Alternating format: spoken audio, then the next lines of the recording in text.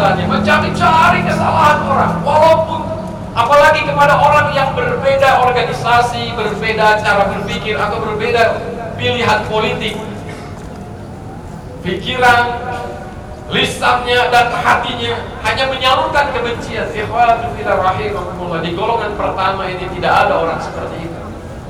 Dia langsung bertobat kalaupun dia pernah memiliki perasaan itu.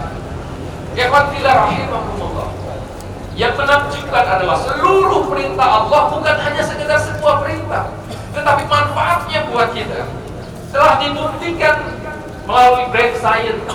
Kebetulan Khatib pernah bergabung di dalam lembaga Brain Booster Management Indonesia, lembaga berbasis neuroscience. Ada banyak penelitian-penelitian dan juga akses terhadap hasil-hasil penelitian yang Khatib dapatkan. Dan yang menakjubkan adalah begitu banyak orang-orang di luar Islam takjub dan kemudian masuk Islam karena mendapati bahwa apa yang ada di dalam Islam hukum-hukumnya sesuai dengan ilmu pengetahuan. Ikhwati fillah rahimakumullah, ketika seseorang berbuat baik atas nama Allah, ketika seseorang menghentikan keburukannya atas nama Allah, ketika seseorang senyum atas nama Allah, ketika seseorang berinfak atas nama Allah, maka secara otomatis langsung otaknya, hipotalamusnya memberikan perintah kepada pituitary gland, the master of gland, pembuat hormon, untuk memproduksi hormon-hormon yang melancarkan darah, yang menyehatkan, endorfin, serotonin, dan bahkan termasuk melatonin, hormon yang bisa membuat tidur kita nyenyak. Ikhwati fillah rahimakumullah, wa in dzalana rabbukum la in syakartum la azidannakum wa la in kafartum min adzabi lasyadid. Kalau engkau bersyukur maka Allah tambah nikmat. Bersyukur itu maknanya adalah menjalankan keinginan Allah. Nah, ikhwan fillah rahimakumullah, ketika kita menghentikan segala keburukan kita, yang terjadi dalam tubuh kita adalah kebaikan. Kemudian itu adalah menjadi energi dalam tubuh kita yang menyebar ke alam semesta dalam bentuk gelombang elektromagnetik dan mempengaruhi udara di sekeliling kita. Udara di sekeliling kita menjadi heksagonal, air di sekeliling kita menjadi heksagonal. Bahkan Masaru Emoto, seorang peneliti Jepang, telah membuktikan bahwa air ternyata punya kemampuan untuk merespon emosi kita melalui kata-kata, melalui rasa kita, melalui perbuatan kita. Ketika kita mengucapkan kata-kata baik, maka molekul air kemudian menjadi heksagonal, air murni yang kalau dikonsumsi itu kemudian memberi kesehatan. Tetapi ketika kita mengucapkan kata-kata buruk, perbuatan buruk, maka air molekulnya menjadi rusak, dan ketika kita konsumsi itu pun merusak tubuh kita.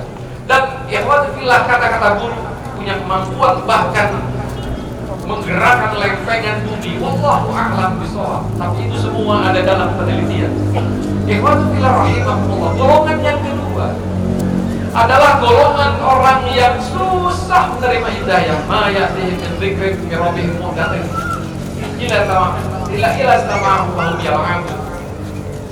Kalau datang ayat Allah, dia baru mendengar itu, dia nggak langsung menerima, dia nggak langsung samina wa ta'na, tapi terlalu banyak pikirannya dan bahkan dia memperlakukan ayat Allah sebagai mainan saja. Bisa saja dia mengatakan tidak perlu lagi hafizul Quran, menghafalkan Quran tidak perlu lagi karena sudah ada HP yang kita bisa baca kapan saja. A'udzubillah. Bahkan dia mungkin mengatakan bahwa haji tidak dibutuhkan, umroh tidak dibutuhkan, itu hanya membuang-buang harta saja. Ganti saja dengan amal ibadah kepada orang miskin di negara sendiri, itu bisa keluar.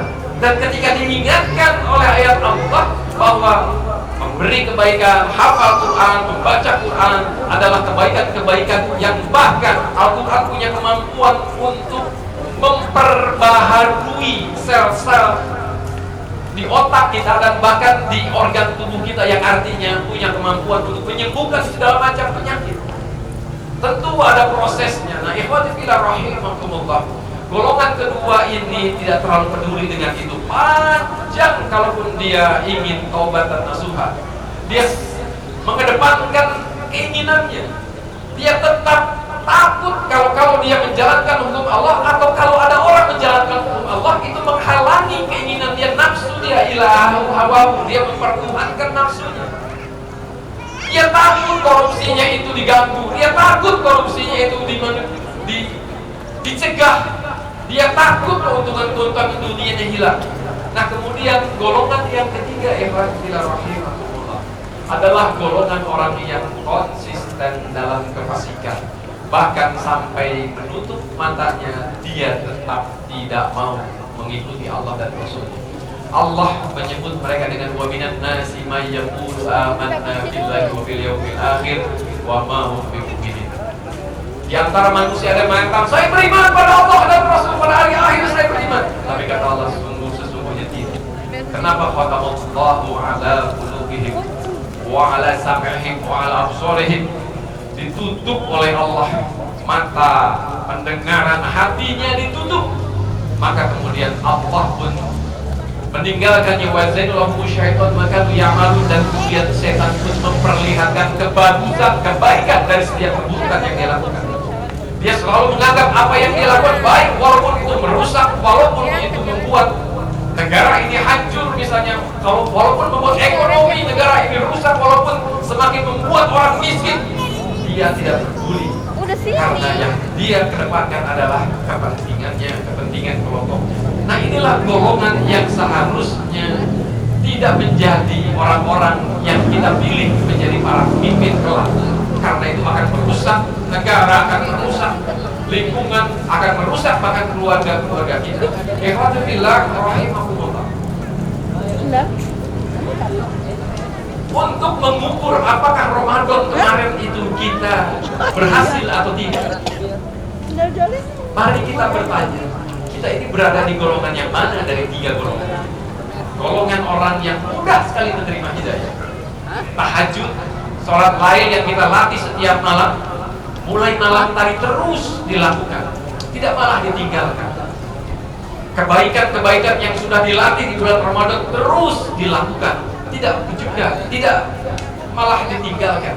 Nah, ikhwati fillah rahimahullah, atau golongan kedua yang begitu mendengar kebaikan, mendengar perintah Allah, mendengar ada ayat Allah, dia nggak langsung ingin menjalankannya, tetapi panjang pertimbangannya, panjang waktunya untuk menengok, karena buat dia tidak semua yang dari Allah itu bisa atau mau langsung dijalankan. Atau golongan ketiga, naudzubillah min dzalik, khatib yakin seyakin-yakinnya kita yang hadir di lapangan ini tidak menjadi golongan ketiga, yaitu golongan orang yang Allah menyebutnya sebagai telah ditutup hatinya.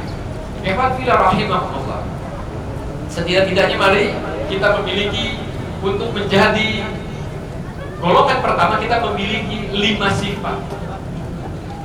Yang pertama, ayo kita segera menjadi orang yang mudah untuk memohon ampun kepada Allah. Kemudian Allah akan melembutkan hati kita. Yang kedua, yunfikuna fis sarra'i wa dharra. Kita tetap membantu orang lain, berinfak, memberi kebaikan pada orang lain, walaupun hati kita sedang lapang, hati kita sedang sempit, harta kita sedang lapang, harta kita sedang sempit, kita terus. Kenapa? Karena di Ramadan juga kita dilatih untuk melakukan itu. Setiap kali kita memberi kepada orang lain, membantu orang lain, sesungguhnya diproduksi hormon serotonin, endorfin, dopamin. Ketika kita membantu orang lain dan kita lihat sendiri bahwa harta kita itu bermanfaat buat orang lain, ada rasa senang, ada rasa lega di hati ini. Itu sebenarnya sebuah indikator diproduksi hormon-hormon yang melancarkan darah kita. Yang ketiga, sifat yang ketiga adalah ikhtilaf wal qalbina wal menahan amarah. Sebulan penuh kita berlatih untuk menahan amarah. Seharusnya berdasarkan penelitian, orang yang berubah, orang membutuhkan 21 sampai 23 hari untuk berubah mindset, karakter. Kita 30 hari melakukan pelatihan untuk menahan kemarahan. Insya Allah seharusnya kita menjadi orang yang hari ini bisa menahan kemarahan. Begitu kita marah, maka kemarahan itu segera kita ganti dengan kebaikan. Tidak berpanjang-panjang, tidak ada dendam.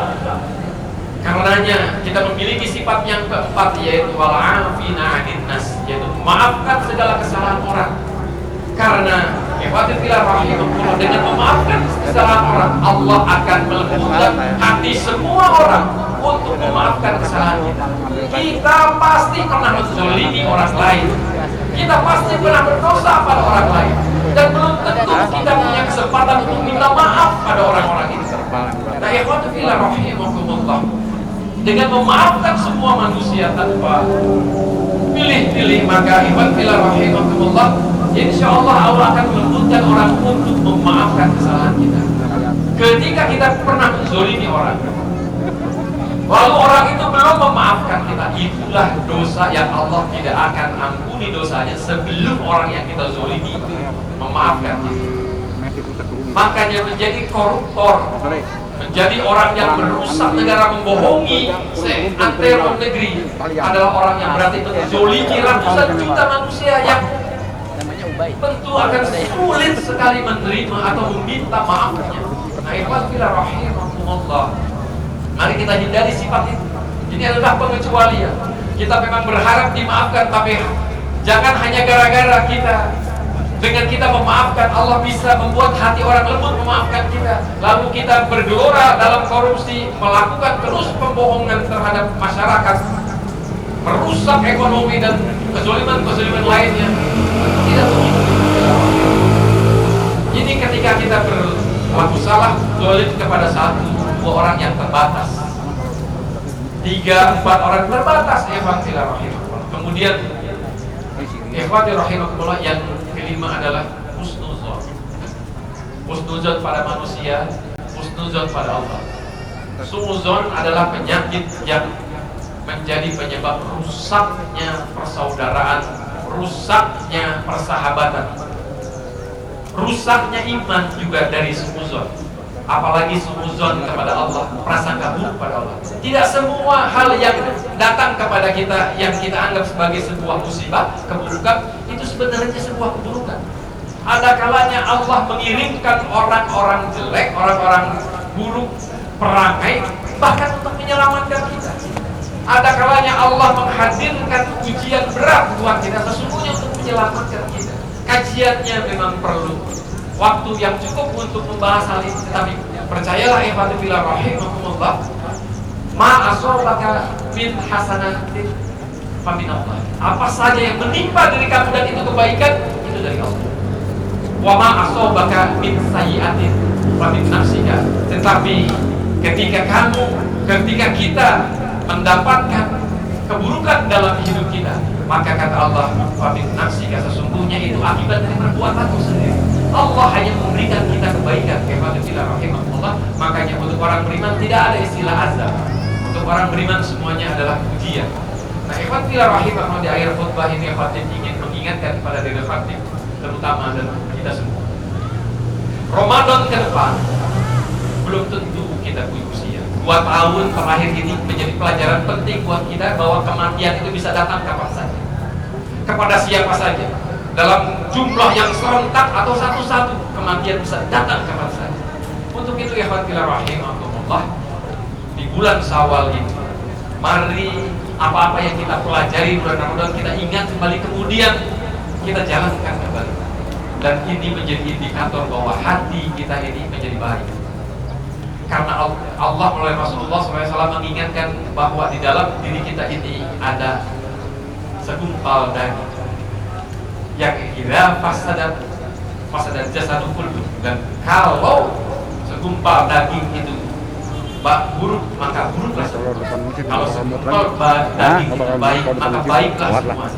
Ikhwan fillah rahimahullah, dengan memperbaiki hati kita, dengan memperbaiki akhlak kita, maka ikhwan fillah rahimahullah kita akan mendapatkan rahmat dari Allah Subhanahu wa taala, dan semoga dengan begitu kita kelak mati dalam keadaan husnul khatimah. Semoga Allah Subhanahu wa taala selalu membimbing diri kita semuanya. Semoga Allah Subhanahu wa taala selalu memberikan kita rezeki harta yang halal, baik, banyak dan berkah.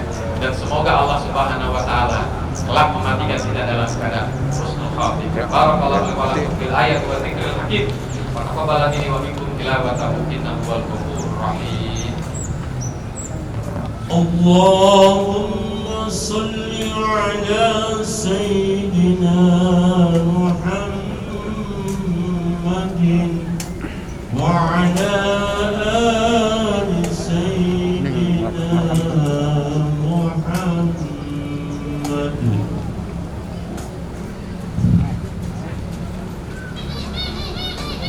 Alhamdulillahi Rabbil Alamin Walladhi arsala rasulahu bil huda wa dinil haqq liyudhhirahu 'ala dini kullihi wa kafa billahi shahidan.